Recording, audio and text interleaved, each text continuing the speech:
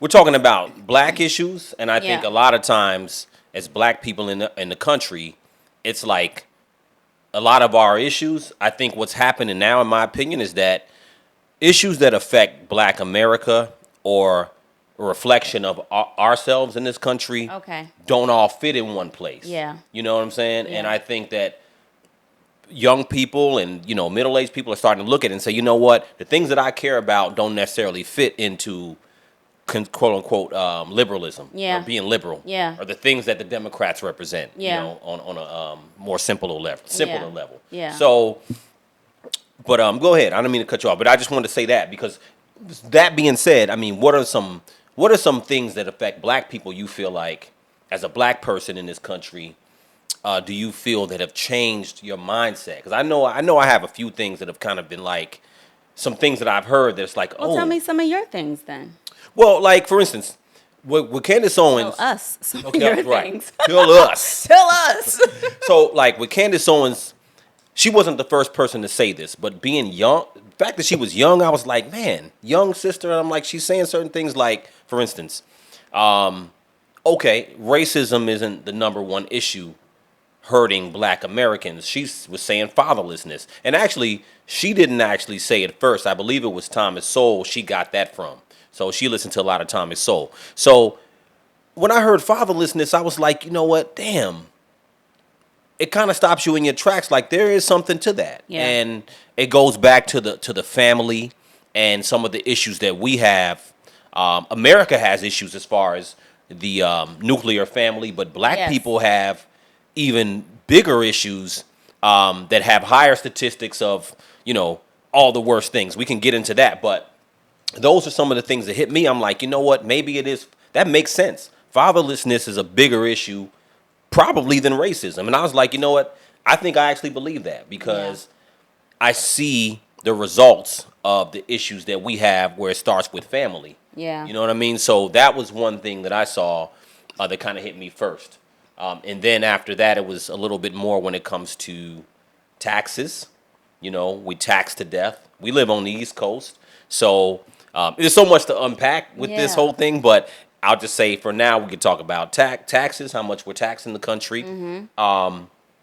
And then thirdly, we as black people? How much? No, we're not black people. Because you're talking about black, right? Our issues, right? Okay, so politically, yes, okay. Taxes aren't a black issue per se, but it's just something that I would say we typically don't think about when it comes to big government versus small government. I don't think as black Americans we think about that because of the third issue I'm going to bring up. The third issue is the social programs. We think all the social programs have been so helpful to us, and a lot of social programs represent big government. Yeah. So those three things, fatherlessness or things that affect the family structure, taxes, and maybe I should say number two would be the social programs. So social programs have always been something that it's always better for us and blah, blah, blah.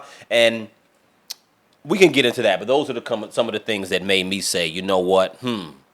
Let me take a step back because I don't know if all those things necessarily benefits the black culture as a whole. Yeah. Yeah. And then fourth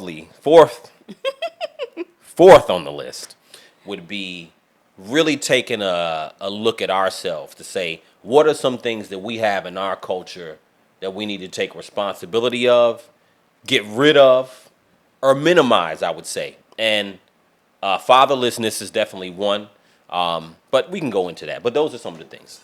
I mean, fatherlessness, and I think you have some stats here about fatherlessness during, the 19... Well, it goes back. This is from the Institute of Family Studies. So there's a lot of talk out there about how the black family was prior to the civil rights movement and during Jim Crow, and the nuclear family or the status of the black family now. Mm-hmm. Right? They're starkly different. So for instance, it talks about how, like, in the 1950s, there was just 9% of black children lived without a father. Mm-hmm. That was in the 50s. By the 1960s, it says marriage rates had declined, but remained close to white marriage. So in the 60s, black people and white people were married at about the same rate. Yeah. You know, actually, prior to the 60s, black men and women had higher marriage rates than whites, believe it or not. So now, then it talks about, then you skip forward to the 80s, by the 1980s, black fatherlessness skyrocketed. So today, so from the 50s, it was 9% of black children without a father. Today, it's 44% of black children have a father. Well, only 44% have a father in the home. So that means 60%, roughly 65%, don't have a father in the home. Right. And then out of wedlock births went from 24% in 1964 to like about 78% today. So, you know, those things, we start to look at that and say, you know what? Why did those things happen, right? And I'll get back to why I think they happened, but those are some of the things that I don't want to go off on my own little tangent. No, you don't have to go off. I wanted a little bit more information as to what you were like. I wanted you to just where you were going with it, so that I can like put in my input. Yeah, because I wasn't exactly sure. There's so much. There's just so much to address.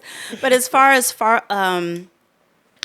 now, I think, I mean, I can start, I don't know if it's going to be back to the beginning, but the war on drugs, took a lot of fathers out of the home. For sure. Criminalizing them for like a single one-time like drug offense and sentencing them for years made no total sense. So I think that part of our history was a significant downfall on the nuclear family. The drugs.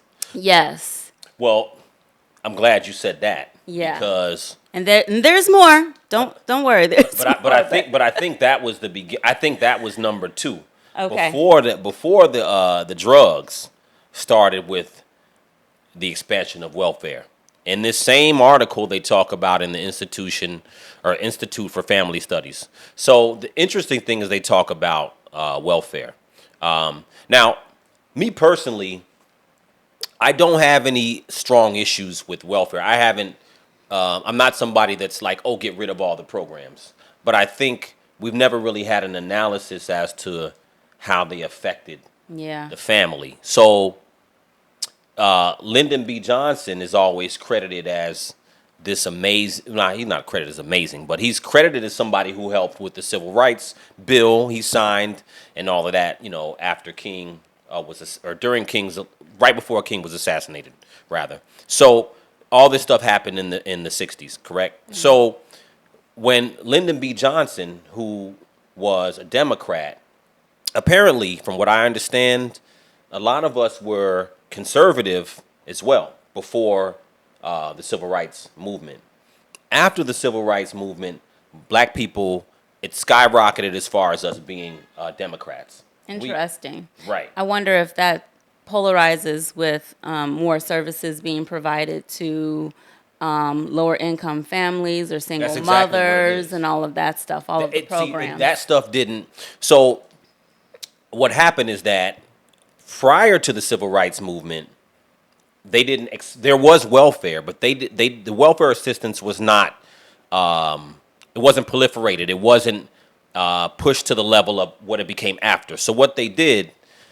So let's go back to Lyndon B. Johnson. Focusing on a single group of people. Well, what they essentially did. So Lyndon B. Johnson said, right? So he said, we're going to have these niggas voting Democrat for the next 200 years. Because what he decided to do, what did he say? Specifically, what he said is that these Negroes are getting a little uppity, right? They're getting a little bit uppity, and for the first time... I hope there's a video clip because I need to hear this. Well, maybe we can insert it. Yeah, here. Maybe we'll insert it. But apparently, what he said is that these Negroes are starting to get very uppity, and for the first time, they are able to kind of galvanize politically, because that's what the '60s were about. We were starting to galvanize politically and understand how we can get things done, right? So what he said is we need to give them a little bit more as far as programs. He didn't say programs specifically, but we need to give them a little bit more just to, calm them down, but not enough to make a difference, right? So after that, that's when they increased a lot of the welfare programs, and essentially, so I'll just read a little bit about the welfare. So for instance, identifying welfare as a contributor, that's right. So when they went ahead and increased welfare, right? It says welfare may have played a role. So one of the contributing factors was that when they started to increase welfare, one of the first rules was that you could not have a male in the home, right? So this isn't new news. A lot of people have talked about this before, but it's a critical turn as to where things started to turn as far as the nuclear family. Males could not be in the home, So they started to make it to a point where, and they would make it where they had people who worked in welfare would do spot checks, and they would come around the homes and make sure, and it wouldn't be it would be unannounced visits. So you could not have a man in the home. So it was definitely to the women's advantage to, they still had their men, right? But the man had to make sure he's sneaking in and out. And that's a terrible thing. And I think that contributed a lot to fatherlessness. So that's some systematic things, but I'll let you go. I know I've been going for minutes. No, I find all of that very interesting. I didn't know some of those statistics, but I can see how. Now the programs that they do provide, this is how I feel. Like I say, it shouldn't be on one extreme. It shouldn't be on either polarized. What do you call it? Either one side end of the spectrum. Yeah. You know what I mean? Not too hard this way, not too hard Right. this way. I think it's beneficial to have the programs available for people who need it. And I think there should be more stipulations on how long you can stay on the system. Having the resources, so you can either better your situation. It's good to have all the resources available for those who really need it. But what I find what we're doing today is taking advantage of that system, and it does keep us separated. At the end of the day, it does keep us separated because you become so dependent on it. And like I always say, like I always be saying. Grandmother. This is my grandmother, my great grandmother coming out. That's what, like I always says. Miss Elsie? That's my grandmother. No, your great grandmother. I'm thinking my great grandmother. My ancestors about to come out.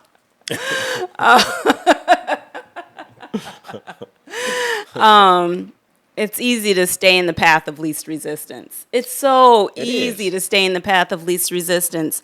So I think why we are always, voting Democrat or liberal is because that's where all the resources at. For some people, this is not for everybody, but I think us collectively as a group, we got to change that mindset because it's not helping you further your growth, your individual growth. It actually makes you more dependent upon the government, but you want freedom, right? Right. So we got to change the mindset so that, I think us pulling all together, supporting one another, if we change that mindset to more, I don't know what I'm trying to say right now. I think I made my point. No, listen. I think I made my point. It just makes us dependent on the system. Let me get this out. I got to straighten myself up here. It makes us dependent on the system, and we really can't see outside of that. So it affects your personal growth, your family growth, community growth. Yeah. No, facts. Summarized it up. That's a fact. Well, you know what? This is such a huge topic, and it's so much. So when it comes to the system itself, looking at where it started and the reasons for it, right? And so it seems now, looking back at history, it seems that they provided certain programs in a way to calm black people down, Calm your ass down. We're going to provide more assistance, but we're going to make sure a man is not in the household. So it seems, looking back on history, and it seems looking at things that Lyndon Johnson said, who was heroed for, that period of time, it seems that it was provided in a way to actually not be helpful, to keep, like you just said, to keep us very dependent on the government. So do you think that's what the intention was? It seems so, because, getting back to our original conversation, being conservative, small government, not wanting to depend or deal with the government as much, versus liberal, big government, programs, Yeah. all these programs. Yeah. The question is, were those programs actually even good? This guy, Harvard's Paul Peterson. So he said some programs actively discourage marriage because welfare assistance went to mothers so long as no male was boarding in the household, like we already talked about. Marriage to an unemployed male earning one income or earning the minimum wage placed a risk at the mother's economic well-being. Infamous man-in-the-house rules meant the welfare workers would randomly appear in homes to check to see if the mother was accurately reporting her family status. So the benefits available were generous. According to Peterson, it was estimated that in 1975, a household head would have to earn $20,000 a year to have more resources than what it could be obtained from the Great Society programs. In today's dollars, that's over $90,000 per year in earnings. So if we look at that, it says that you'd have to earn more than 20 G's Less than 20 G's, right? Well, no, it says you'd have to earn $20,000 a year in resources than what could be obtained from the Great Society program. So what they're saying is essentially you would have had to earn $20,000 a year to essentially equal what you could get, right? So got it. Yeah. So essentially, the incentive was essentially to not have a man, because if you have some level of income there, they just wouldn't give it to you. You know what I'm saying? So even if that man even if he was earning a minimum wage, you still wouldn't get the benefits. So it creates an incentive. So I think that's what started the fatherlessness. That triggered that fatherlessness society that we have in general in America, but specifically for black people. Yeah. I think that started it. And then, like you said earlier, the war on drugs definitely that blew it up into something That crazy. blew it up too.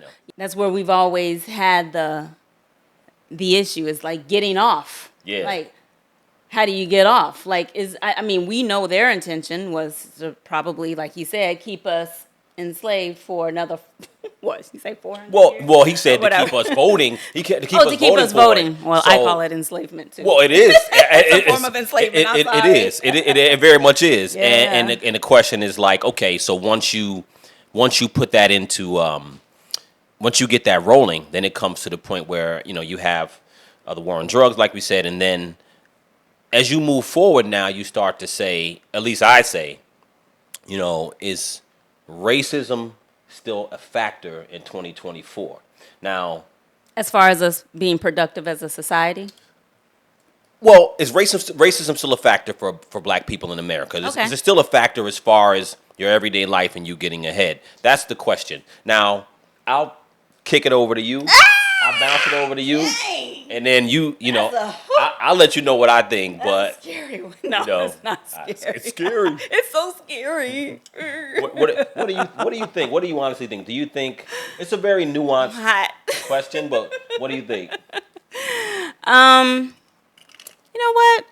I really don't think racism is gonna stop any individual person from furthering themselves in this world. I really don't think it's a factor anymore.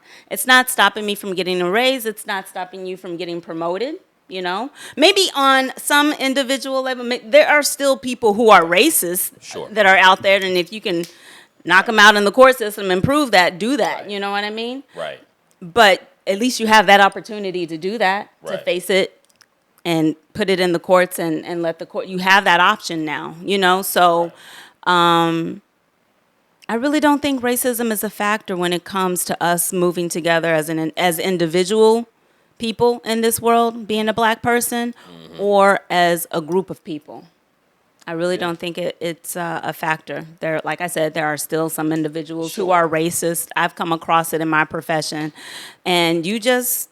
But that's it. Yeah, that's I'm not as far as like where I'm employed, but I'm just right. saying in the public, you just run across people like Right. that, and it is what it is. Like they feel the way they feel, but it's not going to stop me from being who I want to be or what I'm going to do. Right. And I don't see that as a factor Yeah. to move forward. Yeah. No, Is that a lot of words? no, it's not at all. That's actually a very like. I mean, smooth it's not. answer. Like It's not in depth. I mean, I didn't talk long about it, but I just really feel like it's. No, I mean that's to the It's point. a simple like, answer. That's a good point. Like I would venture to say the same. See, and that's the change for me. Yeah. As I've grown, if you caught me in my teens and my 20s, I might have been like the number one problem for us is racism. And I've realized like as I've gotten older, the interesting thing is when I was like in my 20s, teens and 20s, and if I heard someone say what you just said, Yeah. the first thing you'd be like, oh man, this person is like brainwashed or on some Uncle Tom and they don't really understand the struggle, blah blah blah blah blah, Yeah. and bougie or whatever. And that's the thing that I think that's the thing that's changing to me. I feel like it's changing for a huge group of black people. So I think that I'm going to answer the question too, is racism still a factor? Like you said, I think there's some nuanced things that affect people, of course, but you can't control who cares who likes black people, who doesn't like black people. Like, it doesn't even matter at the end of the day. You know what I'm saying? Yeah. There's always people who are going to feel a way about whatever race, and there's black people who don't like black people. Yeah. Everybody has their little feelings and stereotypes and blah, blah, blah. But the question is, like you said, is it really going to stop you? No. I think at the end of the day, the bigger issue are things that come back to things we look in the mirror, things that we can control. Yeah. So we have the benefit of having like all this data to see how we got in the place we got to. Yes. And We have access to information. we have access to information. So it does make you say, you know what? Are we that liberal? Black people are that liberal? I don't really think so. If you talk to most black people are very conservative in my opinion. And it gets to a point where it's like, what do I think about racism? I really don't think about it that much, to be honest with you. I don't really think about it day to day. Honestly, I think family structure is a big issue. How we see ourselves. Family is, when I mean family, I don't mean just the nuclear family. I mean family working together. Yeah. Right?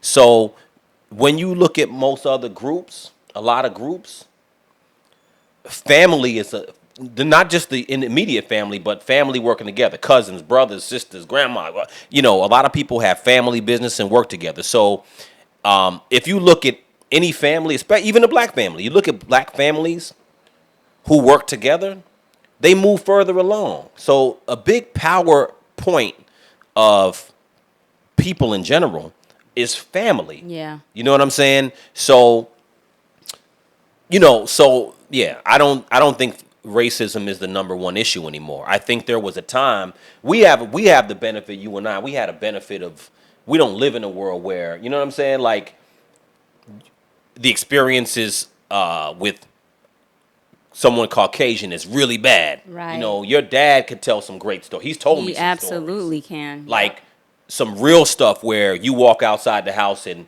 you could, someone's telling you, I don't like niggas or black people. Someone's telling you. But we don't live in that world anymore. No. So I would say that no, I don't think that's the number one issue either. And I don't think it's a factor as far as personal growth in this world. Yeah. I mean, if that's where your if that's where your mindset is at, if that's I mean, there are injustices happening around the world, okay? But if you keep your mindset focused on, if that's all you see is like, oh, I didn't get this because of the color of my skin, or because they don't like my hair, or because like unless it's evident, like clearly evident that that is that. But Right. just having the mindset of things not working out for me or for you as an individual because you're black. Yeah. No, you got to. That's not the mindset to have now. No. Not nowadays. It's not happening. Nowadays. It's not nowadays. Yeah. So you gotta if you want to have more growth, I think, in your life, or if you want to just develop personally and professionally, it all starts with your mindset. You got to see how certain things are affecting you in your life. It starts with how you think. Yeah. How are you thinking? Yeah, absolutely. Because when it starts with yourself, honestly. It starts with yourself. And It starts with yourself. You have me thinking, because I'm like, you know what? It really does start with yourself, because you know what? The idea of quote unquote racism can get so far. We live in this, as black people, we live in this country where we really have to fight with the nuances of life. That idea that something is happening to you because you're black, that can really permeate your mind to a point where you see it in everything. You see it in everything. In everything you do, you feel like that's what it is. And you can get into that point where you like a victim all the time. Yes. And we're not having that no more. I just feel like a certain group of us, we're not having it no more. We changing. And part of changing is the next part of where we're going to get to. I'm excited. The mirror. We got to look in the mirror, Oh, yo. yes. We have to look in the mirror. And that's how I think I become more conservative, right? Because personal responsibility. So what? Not relying on the government to fix everything. Oh, the government can't fix nothing. They ain't gonna fix nothing in your personal life. They can't fix anything. And for your personal growth. You can't fix anything. And that's why, like, when I look at the whole political thing about Democrat and Republican and all that, I look at that and I say, you know what? That's why every couple of years the Democrats push this. They push the racism thing. They talk about neo-Nazi skinheads and blah blah blah blah blah. And I'm like, you know what? I'm sorry. That really is not top of the issue. They living back in the day. And they push this thing like, it's still the racism and create equal opportunity. The first black this. Like, at the end of the day, let's be honest. That's not the number one problem. The mirror, we have to look at the mirror. And that's what I do love. I'm very optimistic, is that a lot of us are starting to say, you know what? What are some things we have going on in our culture? We talked about fatherlessness is a huge conversation. All across the internet, there's plenty of channels talking about fatherhood. Now, it kind of leaks into the whole, there is a lot of noise as far as black men versus black women. That's crazy. That's maybe a whole nother show. Okay, we'll talk about that later. Right? It's a whole nother show, but there's a huge conversation about the father aspect, the family aspect. Everybody's talking about that because they're realizing that that's important. It's not about, the racist cop and, all this stuff. Yeah, these things have happened as far as the police. But again, even the police killings, they're not the top of the things that's messing up our culture. Yep. It's not having that family, and then, like we talked about, also it's the fact of being too complacent and not making enough sacrifices and not working together. Yeah. You know what I mean? So, that lack of workability, you have to take personal accountability for too.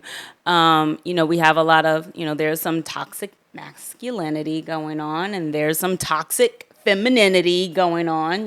There's a lot of those two. I mean, because those two relationships, it's not gonna thrive. You're not gonna have a happy and peaceful and workable relationship that way. no.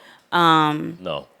So you got to know what it is like to have divine masculinity. You got to be able to, a divine masculinity, and I'm reading it here, Till Swan is like my favorite spiritual guide.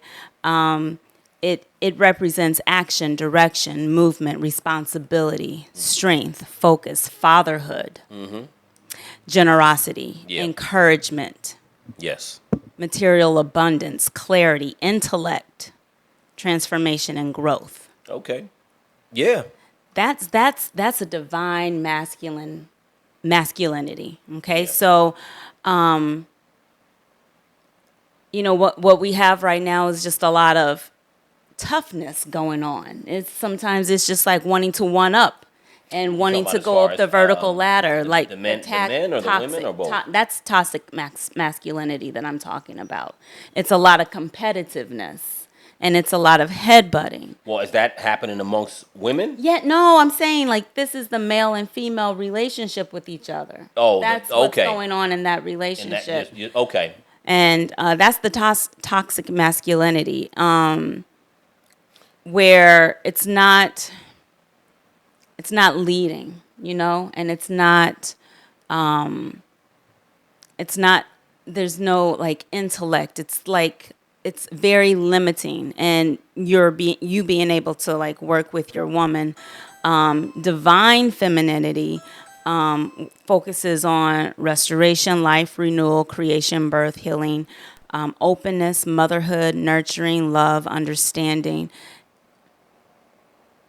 Who is that? Oh my God. Who is that? Aw, maybe he wanted the kids to come out and No. play. Oh wait, Oh no. Oh, it's a package. Okay. but it's a kid. Yeah. Maybe. Yeah. All right. All right. Well. So cute. Yeah. Well, that's the Ring camera. Yeah, we were looking at the Ring camera. Like, what's going on there? So. I didn't finish saying what ahead. I was about to say with divine femininity. It's also a lot of softness, openness, and love and connection. Right. So I think us women, we've been in, I think we've been in so many situations in relationships where the male is absent. For example, like if we have kids together. Oh, you going down? So you going down this road? But go ahead. I'm going down this road. You're going down the black men, black women road, and But let me tell you, I think everybody needs to hold please. accountability. No, I'm not blaming the black man for. I'm not saying that you are. Oh, I'm quiet. okay. Let me be quiet. I was about to say, I think everybody needs to take accountability Yes. for their role in their particular energy, Yeah. right? The masculine energy. I mean, he has both female and male. I mean, he has a mother and a father, but you are supposed to uphold those divine masculine traits. I am supposed to uphold the divine feminine traits. 100%. Right. So I think if we are not upholding those particular traits, we need to hold ourselves accountable for doing it. Right. For doing it, especially if we want that connection with our partner, with our baby daddy, with the father, so that we can have that nuclear family and like achieve greatness. Yeah. At the end of the day. I totally agree. So figure that out. Like it's not an easy process to hold yourself accountable, but I think it starts with accountability. Like, what energy are you putting forth in your relationship that's keeping it from being cohesive? Well, that's that's definitely. I feel you. I totally agree. That's a deep subject. The black male, black female issue. Because it's definitely an issue. We can't pretend like it's not an issue. It definitely is. Because that's what's keeping us apart. It's actually at the end of the day. I agree with you. It might be. I think it might be the number one thing. I think honestly. it's the number one. I don't think it's any of these social things politically, but I mean, but I think it's like us individual and not wanting, having some type of assumption about each other. Yeah. That's there. Yeah. That's deep. Yeah, and if you don't get rid of that assumption, that's what you're going to see. I'm telling you, it starts with a thought. It starts with the thought. Change your mindset, especially if, I don't know. Well, you know what? But that's people know toxic. But people kind of look at somebody and assume toxic too. Yeah, if it hasn't been your experience, then don't put it out there. Don't make that a part of your reality. That's a great point. I think that what you're saying right there is such a good point because it goes back to some of the issues. I mean, our male-female relationships in Black America, You turned off? No. that one It's of them about to, or something is flashing. are not in good shape. And you're absolutely right. Fatherlessness and the relationships between the men and women are the same issue, actually. You know what I'm saying? And it's definitely a whole pod on that. I think we could get into that as well. But to your point, yeah, we do have to really look at ourselves and say, well, what are we doing to contribute to some of the bad things that we have in our culture? So you're right, assuming certain things and carrying on certain attitudes about each other it definitely kills the chemistry of having a nuclear family. Yeah. And it's become so common. I mean, the statistics show us it's become so common. Like, even you and I, when we're out and we go places where we go to the kids' school, it's becoming like, honestly, have a mother and a father should be normal. Yeah. It really should be normal. I think it is normal. I think it's normal. But people are so used to not seeing it. The trend is changing. I think there's a lot of people aware of that, but that is a huge part of what we have to take accountability for. There were some other things that I had noted down that I wanted to talk about because, look, I've never been a fan of like sitting around browbeating each other, right? But we can't get better if we don't browbeat ourselves, That's the first time I've heard that terminology. Well, because it's like, so going back to the liberal energy, what we do is we sit around and we talk about racism and we talk about systematic racism and things that are going on, which are true. But the problems that we have is in black America, we have to look at certain things ourselves. For instance, we talked about the man-woman conflict. We didn't even get into that, but again, that's an issue. But our neighborhoods, why our neighborhoods look like trash. We need to make sure that we don't contribute. Yeah. We got to take care of our neighborhoods so they don't look like trash, so they don't look tore up. Mm-hmm. Who is supposed to do that? You know what I mean? Mm-hmm. No one's going to come do that for us. So a lot of that stuff we have to take accountability for and figure out, okay, how do we solve that?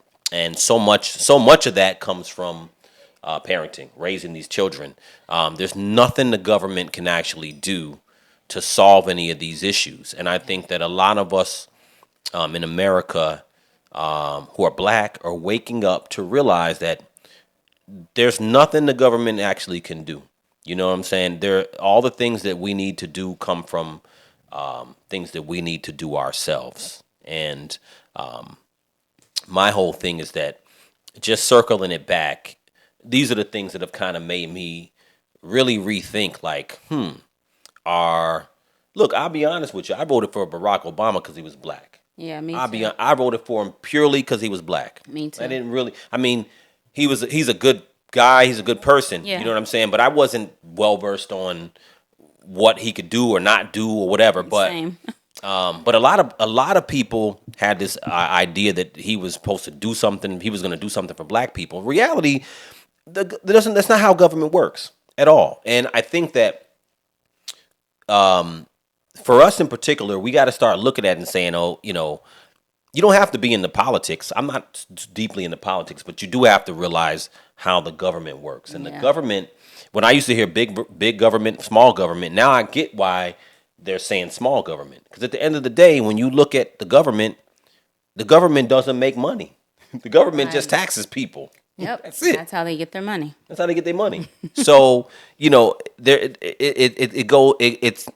it's a deep subject as far as looking at the accountability, and there's tons of things that we could go into about it. But what we have to realize is that it all begins and ends with us. Yeah, you know what I'm saying? And when November comes, it's going to be an interesting year to see how it goes. Because did you know that he can actually be imprisoned and still function as the sitting president?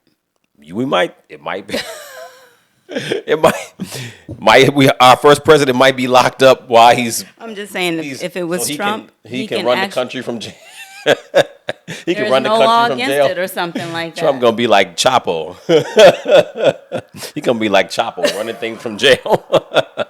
But you know what? At the end of the day, when you look at it, it's like, there's a lot more black people thinking about voting for Trump? Yeah. You know what I mean? And quite honestly, I don't know if the whole voting Democrat off GP is gonna do it anymore. Yeah. I don't know if that's gonna work anymore. It ain't working for me anymore. So I'm really It's definitely not working for me anymore. Yeah. It just doesn't serve my overall individual and family purpose and focus. No. Like I don't see how it contributes to that at all. Not at all. My personal growth, family, Yeah. and community, honestly. Our community, like I feel like it's important for us to represent ourselves to the younger group of people in a certain way so that they know that anything is possible. You know what I mean? Having a connection with your partner. Yeah. You know, that's possible. Having a family. Right. It's possible. It's possible. Starting your own business. Making sure your neighborhood is clean. It's possible. Yep. Not dumping trash on your actual, on your block. Being proud of where you live. Yeah. You know what I'm saying? So those things have nothing to do with racism. Yeah. Right? And what we're gonna see now, in my opinion, and also let me add one thing. Sorry to interrupt. Supporting in even your local business. You know what I mean? 100%. Supporting good local business and promoting to other people. Yeah. You know, that's what's gonna help Yeah. boost us up as a community. Yeah. 100%. 100%. Those are the things we got to focus on. Yeah. Not conservative, not liberal, but if you're voting, those are some things that you should also consider. Like, is me voting liberal really getting the job done for what I need? Or for what my family needs? Like, no, on an individual level, is it really helping? Is it? Yeah. I don't think it is. And I think that and you can't expect the government to do anything for one specific group of people either. Right. But you know what? That's personal accountability. And that's exactly where I think we're starting to go into now, because people are starting to realize that we've been voting Democrat for 60 years. It's just nothing better. It's like we're actually in worse situation. But we're not in a worse situation solely because of the government, but partially because of the government. But also we're in not a great situation because we haven't fully fixed the issues that we have, the things that we need to deal with. Yeah. So I think we're starting to. But with that being said, we are looking at, and people are looking at and saying, you know what? I'm not automatically voting one way or another. I'm actually starting to look at, like you said, what are some issues that affect my family, my neighborhood, and local politics as well. So local politics, that's really where it is. Mm-hmm. So, the young people. Just to talk real quick about the young people. When you see them protesting the whole Israel-Palestine thing and sitting down at the campuses, young people are typically quote unquote liberal, but they are pissed off at Biden. So we'll see what happens. But at the end of the day, I think younger people are starting to look at what affects them, and where they should be putting their vote. And I think that for young black people, I hope that we can start to really look at it and say, nah, we're not automatically giving our vote when they come and do the song and dance, and I got the hot sauce in my in my bag, and I take this thing everywhere. You ain't black if you don't vote, if you ain't voting for me. It's stupidity. It's pure stupidity, and that ain't working no more. Nah. So, and for them to even have the gall to think that is what does it for us. Yeah. That's just plain right. That's just disrespect. It's actually disrespectful. It's just disrespect. It's pure disrespectful, so. Wow. But take a look at that. Take a look at that. The disrespect. We'll take another deeper dive on this, but let us know what you think in the comments about liberalism, being liberal or conservative.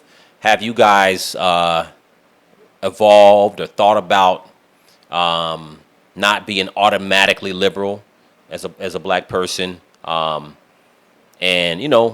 what do you think about the subject? Where do you think we're going? You know, I think we're going in a positive direction, and I think that a lot of people are waking up. I've been waking up by a lot of people who have, you know, talked about this subject and really made me reanalyze and the way I think. And Same. I think there's a lot changing, so for Yeah. the good. Yeah, So. I agree. Yeah, let us know your thoughts, and I guess we'll end it here. We're going to end it here, but we're going to catch you Right. on the next one. Thank you all for tuning in. It's the Perceived Value Life episode. I'm O. I'm Faith. And we are the Afriers. We'll catch you guys again soon. You can catch me at O the Realtor on all the platforms for the most part, especially Instagram. And of course, You can find me on all the social media platforms at Have Faith Yoga. oh yeah. We'll see you next time. See you guys soon. Peace out. Bye. All right.